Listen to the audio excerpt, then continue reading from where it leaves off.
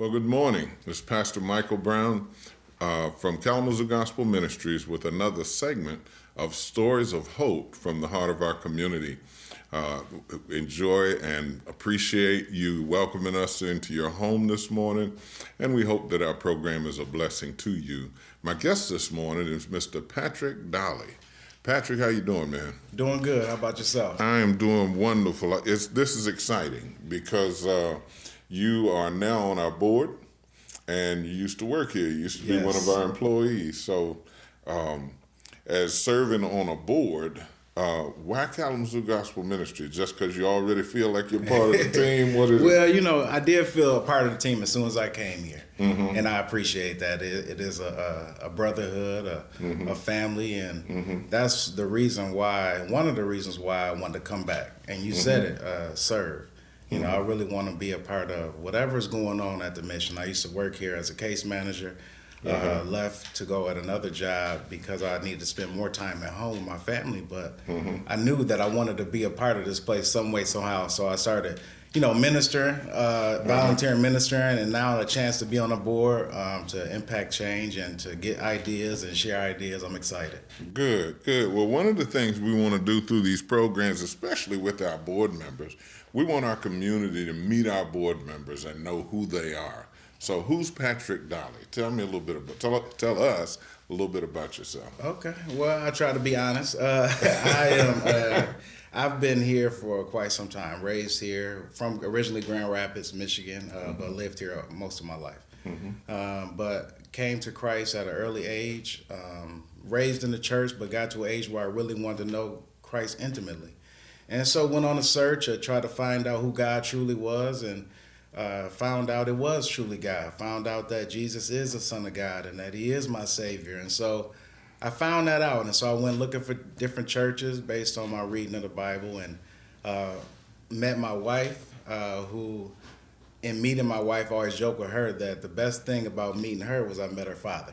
So he always tells me not to say that, but she understands I'm just joking. But it was a great thing in meeting him because he's a pastor. And through my reading of the Bible and questions I asked him late nights, I got some answers that I needed. And it matched a lot with some of the studying I was doing. And so I began to go to that church. My wife, it's a small church in this house. 15 people or so at any given time, but I found a home, one where I can be taught and one where I started teaching others and became one of the ministers there that I am doing that now. So about 10, 15 years now in the ministry. So that's what I have been doing, and right now I work as a community health worker at the Family Health Center.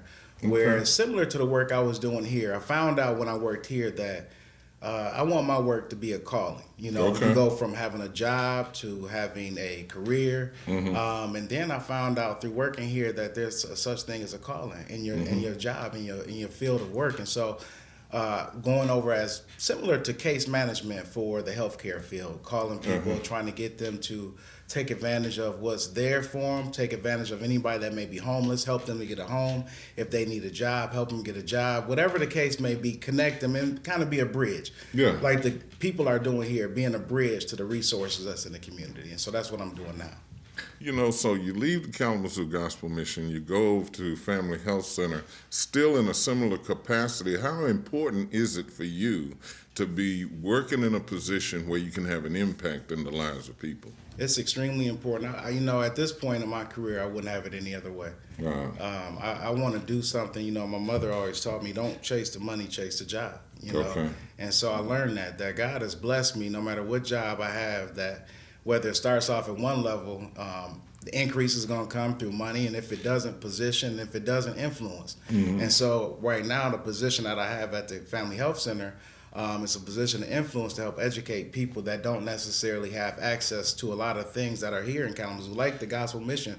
You see a lot of things that happen with the, tent city and everything. And I remember working here and going out and talking to them and trying to give them blankets and wanting them to come inside the mission, because we didn't have any, it was no problem as far as space or accommodation or food or anything.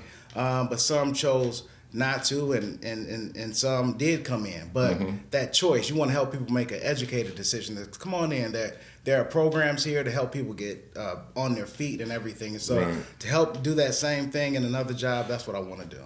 Yeah, you know, one of the things that's been a challenge for us, especially in the season with COVID and everything, is the fact, number one, that we have to reduce our numbers to follow the guidelines of CDC and Health Department. And then with our building that's going up, hopefully that'll be done by the end of October. They're making great progress. But those, we don't have the space that we used to have. Okay. You know, and so those have been challenges for us.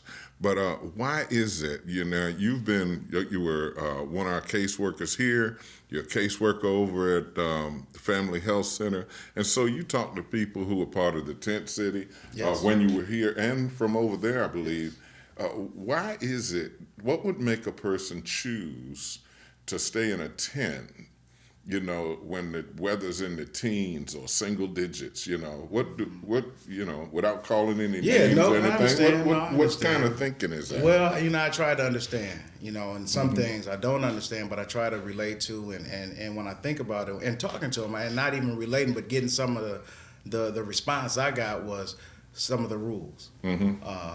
And to me, sometimes we have to, maybe humble ourselves, go through some things that maybe we don't want to, so we can get in a better place, especially if we have a family, if we have kids, where we're responsible for someone else's well-being and being out there in the cold. And sometimes there's a pride issue. Sometimes there's an information issue as far as not knowing that I can go in the mission, not knowing that I may have messed up before, but there's a redemption council where you can be forgiven and you can come back in with good behavior. So there's so many aspects to it, but the bottom line is, if the Bible even says that, David said, I've been young and I've been old, and I've never seen the righteous forsaken or a seed begging bread. So I believe that there's a way for anybody to get help if you need help. Yeah. That's one of the things that we love doing, is be able to help people to overcome the wrong information, to help them to find the resources that they need, but even to get their lives turned around. We've got staff, and I'm sure you know some of them, who were guests of ours, who came here seeking help, and then through the course of actions that they've taken, the choices that they've making, they wind up on staff. And that's how does it make you feel when somebody you've been working with come back and they got it now? They're making wise choices, life's changed.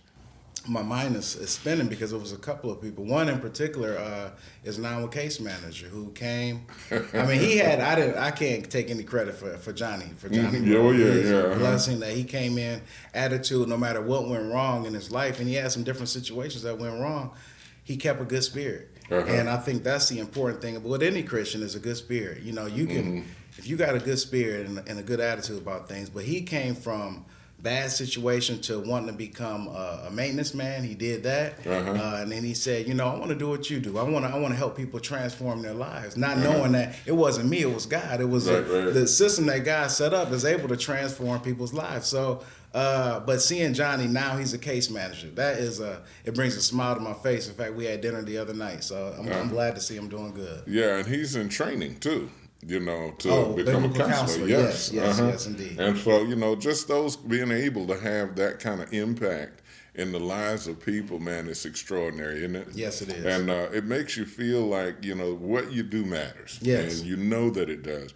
But by the same token, for me, it kind of breaks my heart that that you have information, that you have resources that people need, but they won't take it. Yeah. They just won't do anything different, And so, we continue to pray for those people, and because we don't like to see people in tents. I don't care how old they are, No. And that's not a good living situation. And while some people will look at that and say, nobody in their right mind would want to do, like that, and there's some truth to that as well. Yeah. That some people need to be helped through those times, and how do I say this? Shepherd into right thinking.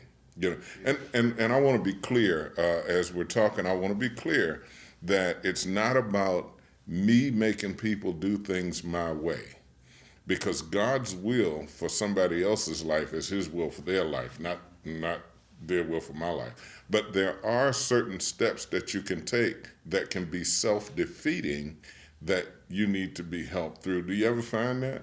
No, I mean, as a witness in my own life, you know, I've gone through situations in my life where I've been not taking advantage of situations, or have even been disobedient to the guidance that I know that God has provided for me. And so sooner or later, you know, you don't take that guidance or that help that God has provided, and God slowly falls off the back burner to where He's no longer at the forefront of your mind, where you wake up and it doesn't bother you that you haven't prayed yet. It doesn't bother you that you haven't read your word yet. And so you get in a place where, you know, God will allow you to go to that place, and He will allow you to come on back with some things in my life. So God He has opened my eyes sometimes with some different judgments in my life, different things. He's caused situations to happen. But God made a statement in the Bible. He said He was talking about Israel, and that He did not want them to be like the horse or like the donkey, where you have to use bit or bridle or bridle to make them come to you. And so God doesn't want to have to use situations to make us come to Him. He wants us to come to Him regardless. And so I think that is the resources that's set up, if you don't take advantage of them, because I have witnessed the mission from the inside out, and I haven't, before I worked here, I didn't know much about it. But when I worked here and I seen how much, and it's not just Johnny. When I looked at the website and seeing how many stories and how many people that came from living at the mission to working in the mission, from going through the program to actually working and helping other people get through the program, that means it works. And so I see the proof of it. So if I see that, and when you see people in the tents and your heart goes out to them, and you think the plan is just to get them housing. Well, I had some people come into my office where they needed a place to live. And I will go over the situations, and over the past, say, a year and a half, this person was in about 6 or 7 different places. Well, the problem is not that you need a place to live.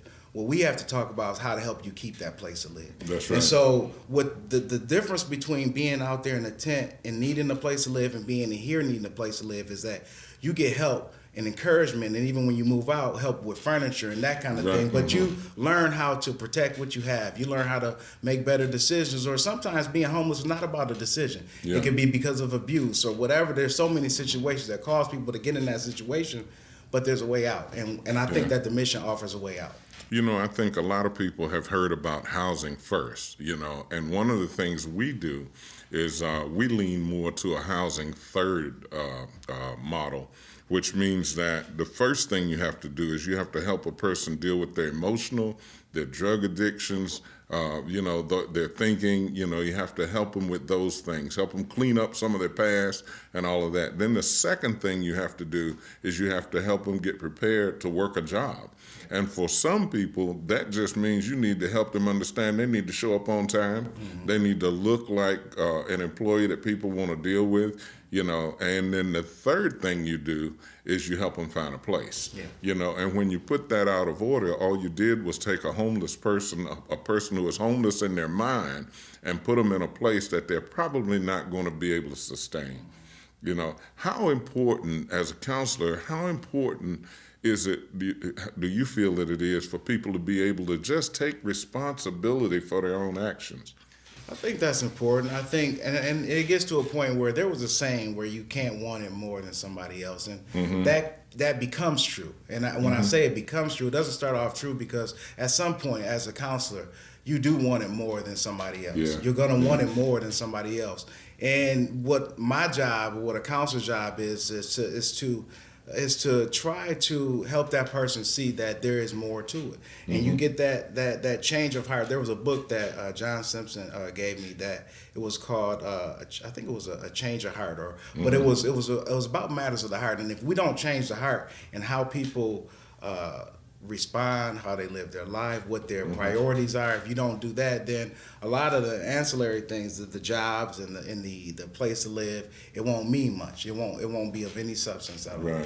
Right. Well, you had a great impact here as an employee, as one of the case managers.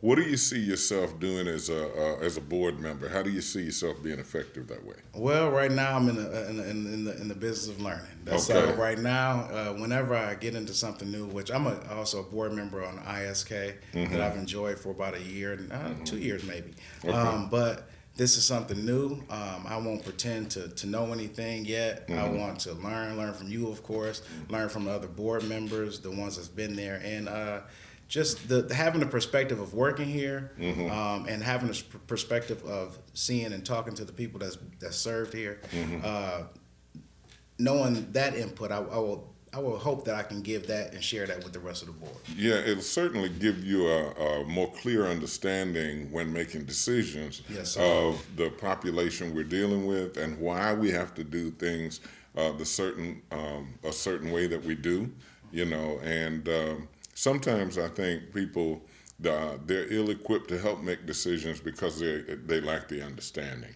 and that's why we do board training, at the beginning of every year. Because we want our board to understand who we are intimately. I know a lot of them have been volunteers. Some have been staff in the past. Some have been. I know we've got one on the board who is the spouse of a staff member, and so they've had all these different perspectives. Yes. But we want to give them that bird's eye view, that close up. Personal understanding of exactly what we do here. Okay. Now, you're serving on one of our committees as well on the board. Yes. Now, speaking of which, me and Jamie and Gardner, we were going to talk to you about that. We were thinking about switching boards. I'm thinking the finance board, which is not my specialty, and he was on personnel, and so we were thinking about no better time to ask than now. You asked me right on national radio. I apologize. That's all right, man. I don't think there's a problem with that at all. We want our board members to serve in a place they're comfortable with and where they can use their gifting, And I know some people, you look at the different committees that we have currently, every now and then we'll have a short-term committee that's centered around a particular project or something. But we want them to be able to serve in a place where they can use their expertise, and that way it helps them to feel fulfilled, and all of that. Another thing too, I'll mention is that while you're on the board, one of the things we'd like for you to do is be thinking about, who do I know that would that when it's my time to roll off, who do I know that would make a great board member, and start cultivating that relationship now. You start talking them up now, letting them know about the board, and, just seeing if someone in your circle of influence would be a great replacement for you. Okay. That's where we get some of our best board members, because it's word of mouth. They've heard about it from someone that's been close, been on the board, and then we can move them from there. So if there was a person, I asked this question of just about everybody, whether they be board member, whether it be a volunteer or a staff member, you have become more intimately involved with the mission, knowing from the perspective of a staff member and knowing now from the perspective of a board member. If there was someone that's listening to this program this morning and they were thinking about needing help but not sure because they hear certain things in the community, what would you say to that person? They're listening right now and they've got some choices to make. What would you say to them? Well, first thing I would say is pray. If you don't have a relationship with God, seek one. Second thing is that, the Bible talks about a friend going to another friend in the middle of the night and wanting some food because they were going to have a guest. And that guy was like, listen, no, it's too late for me to allow you into my home. I'm asleep. And that person kept knocking, kept going, kept seeking, and kept asking, no matter how many times that door necessarily is shut in your face. That the Bible used a word called importunity. And when I read it, I had to look it up. I didn't quite know what it meant. And when I looked at it, it was persistence.